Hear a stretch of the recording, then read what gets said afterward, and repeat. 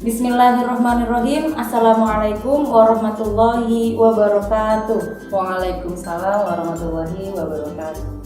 Apa kabar anak ibu yang soleh dan solehah dan pemirsa PAI TV dimanapun Anda berada? Kali ini kita masih diberi kesempatan bersama dengan saya, Ibu Eli dan Ibu Nuni Alfiana. Bagaimana Bu Nuni kabarnya, sehat? Alhamdulillah luar biasa. Alhamdulillah.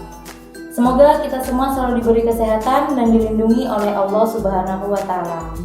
Sebelum kita mulai pembelajaran kali ini, marilah kita awali dengan membaca basmalah. Bismillahirrahmanirrahim.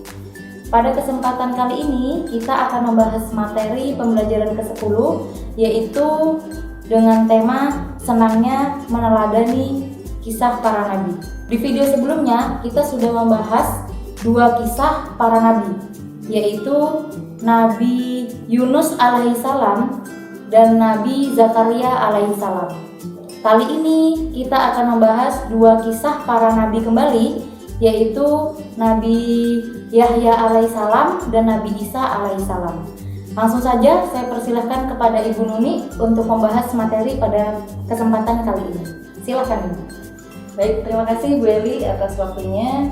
Assalamualaikum warahmatullahi wabarakatuh. Waalaikumsalam warahmatullahi wabarakatuh. Anak-anak ibu yang saleh dan salehah, pemirsa PAI TV dimanapun kalian berada. Kali ini kita akan membahas kisah Nabi lagi ya Bu Eli ya. Benar. Dua kisah Nabi, yang pertama adalah Nabi Yahya alaihissalam dan Nabi Isa alaihissalam.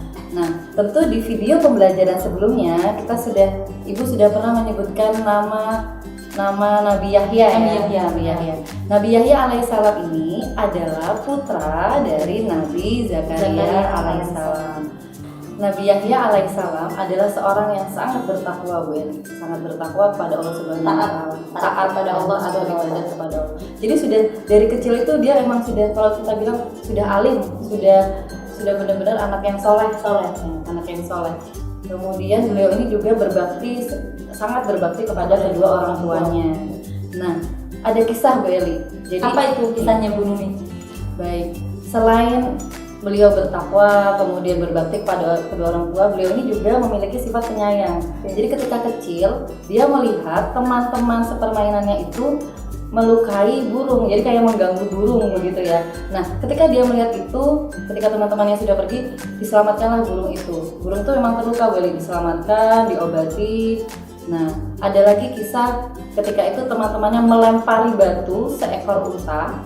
Nah, pada saat itu ini Nabi Yahya kondisinya masih kecil ya, anak-anak ibu. Jadi beliau ini masih kecil, tapi beliau itu sudah berani untuk menegur teman-teman sepermainannya untuk tidak mengganggu si unta, tidak melukai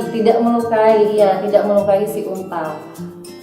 Dia berkata bahwa semua binatang, semua makhluk hidup itu adalah ciptaan Allah Subhanahu wa Ta'ala yang wajib, yang patutnya seharusnya kita jaga, kita lindungi, kita sayangi, begitu Bu Eli. Anak-anak ibu yang soleh dan solehah, Nabi Yahya alaihissalam ini meneruskan dakwah ayahnya, Nabi Zakaria alaihissalam.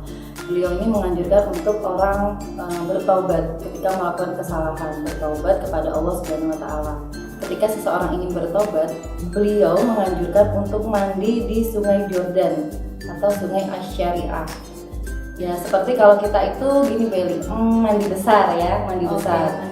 Ya itu. Jadi ketika ingin tobat, dia disuruh mandi. Bahkan si Nabi Yahya ini pernah memandikan Nabi Isa alaihissalam. Jadi keempat nabi yang kita bahas ini sebenarnya ada kaitannya satu sama lain ya, Beli. Terutama saling berhubungan ya, saling berhubungan. Nabi Zakaria merupakan ayah dari Nabi Yahya alaihissalam. Kemudian ada lagi hubungan dengan Nabi Isa alaihissalam, dan ibunya si Nabi Isa ini kan pernah dirawat oleh Nabi Zakaria. Jadi saling berhubungan satu sama lain. Nabi Yahya alaihissalam ini adalah seorang yang pemberani. Jadi pada saat itu ada seorang raja yang bernama Raja Herodus ingin menikahi putri tirinya yang bernama Herodia. Nabi Yahya melarang hal tersebut karena memang tidak diperbolehkan, dan beliau itu tidak peduli karena Raja Herodus itu sudah mengancam Nabi Yahya, nggak usah lah larang-larang gitu ya, apa sih urusanmu gitu ya. Namun karena beliau ini punya sifat yang pemberani, terus melawan kebatilan untuk untuk menegakkan kebenaran. Oke, nah pada saat itu Nabi Yahya alaihissalam ditangkap dan dimasukkan ke penjara. Jadi putri Herodia yang tadi ingin dinikah itu ya Bu Eli membisiki ke ayahnya bahwa sudahlah bunuh aja Nabi Yahya biar nggak ada yang halangin kita gitu ya. Raja Herodus mengabulkan permintaan putrinya membunuh Nabi Yahya dengan cara memenggal kepalanya. Sampai situ anak-anak ibu yang soleh dan solehah, Bu Eli, kisah dari Nabi Yahya alaihissalam. Oke, dari kisah Nabi Yahya alaihissalam, apa keteladanan yang bisa kita ambil, Bu Nuni? Yang pertama banyak hal ya Bu Eli ya. Yang pertama beliau adalah anak yang berbakti kepada kedua orang tua. Yang kedua, beliau adalah seorang yang pemberani. Walaupun ada badai menghadang di depannya, beliau terus menegakkan kebenaran. Berarti Nabi Yahya ini kekeh dalam pendiriannya. Iya. Oke, kisah yang kedua yaitu tentang kisah Nabi Isa alaihissalam. Silakan Bu Nuni. Baik, terima kasih ya Bu Eli. Kita akan lanjut anak-anak ibu. Kisah Nabi yang terakhir adalah kisah Nabi Isa alaihissalam. Nabi Isa alaihissalam diutus kepada kaum Bani Israel dan tetap mengajarkan tentang keesaan kepada Tuhan yang Maha Esa. Jadi Bu Eli, Nabi Adam, dari mulai Nabi Adam sampai dengan Nabi Muhammad, itu yang diajarkan adalah tentang keesaan kepada Tuhan yang Maha Esa. Dalam Al-Quran, Nabi Isa alaihissalam disebut sebanyak 25 kali. Jadi nama Nabi Isa ini Isa bin Maryam atau Isa al-Masih. Nah, beliau ini dilahirkan dari seorang perempuan suci yang bernama Maryam. Anak-anak ibu yang soleh dan soleha, Nabi Isa alaihissalam memiliki beberapa mukjizat. Oke. Apa saja Bu Nuni mukjizat yang dimiliki oleh Nabi Isa alaihissalam? Yang pertama, Nabi Isa alaihissalam dapat menyembuhkan orang buta. Padahal orang buta itu sudah buta sejak kecil. Dia bisa menyembuhkan tentunya dengan izin Allah SWT. Nabi Isa juga dapat menghidupkan burung yang dibuat dari tanah liat. Jadi burung itu bisa hidup sih ya seperti Bisa terbang. Ya, maksud saya bisa terbang. Ya begitu. Dan yang ketiga, Nabi Isa alaihissalam dapat menyembuhkan penyakit lepra dan ada beberapa lagi Bu Eli. Nah, dalam menyebarkan ajaran tauhid, Nabi Isa alaihissalam dibantu murid-muridnya yang disebut Hawariyun. Nah, namun salah satu dari muridnya ini yang bernama Yudas Iskariot itu mengkhianatinya.